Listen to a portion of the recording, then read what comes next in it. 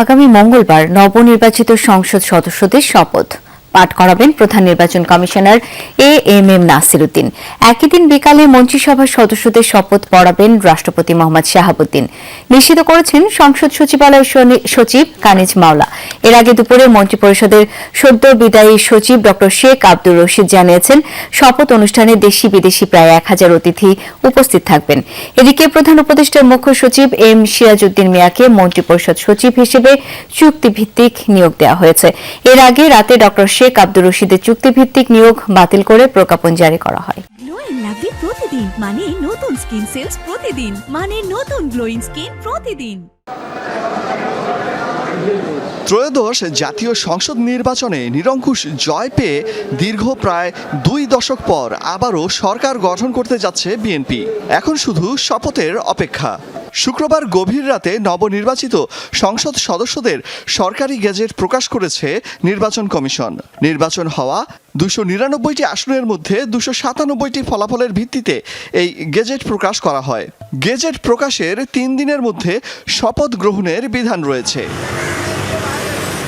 এরই মধ্যে নবনির্বাচিত সংসদ সদস্যদের শপথ অনুষ্ঠানের সব প্রস্তুতি শুরু করেছে সংসদ সচিবালয়।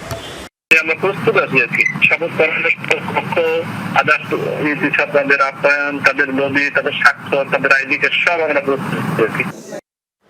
সচিবালয়ে মন্ত্রিপরিষদের সদ্য বিদায়ী সচিব জানান, সংবিধান অনুযায়ী সংসদ সদস্যদের শপথ বাক্য পাঠ করান সংসদের স্পিকার।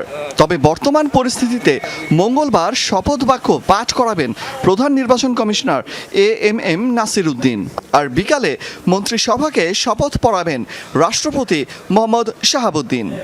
আইন অনুযায়ী 3 দিন সময়ের মধ্যে তাদের শপথ গ্রহণ হয় সংসদ সদস্য হিসেবে। সদ্য সাবেক মন্ত্রিপরিষদ সচিব জানান, নতুন সংসদ সদস্যদের শপথ অনুষ্ঠানে উপস্থিত থাকবেন দেশি বিদেশি প্রায় 1000 আমন্ত্রিত অতিথি। প্রস্তুতিতে কতজন অতিথিকে দাওয়াত দিবেন বলে আপনারা চিন্তা করছেন? ছোট কম বেশি হবে 1000।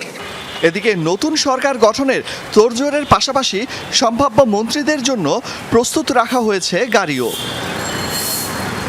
এর আগে এক ব্রিফিংয়ে নবনির্বাচিত সংসদ সদস্যদের শপথ অনুষ্ঠানের প্রস্তুতির বিষয়ে জানান প্রধান উপদেষ্টার প্রেস সচিব শফিকুল আলম। অরিজিনাল যে ডকুমেন্টে রিটার্নিং অফিসার অলক হাসান, যমুনা নিউজ, ঢাকা।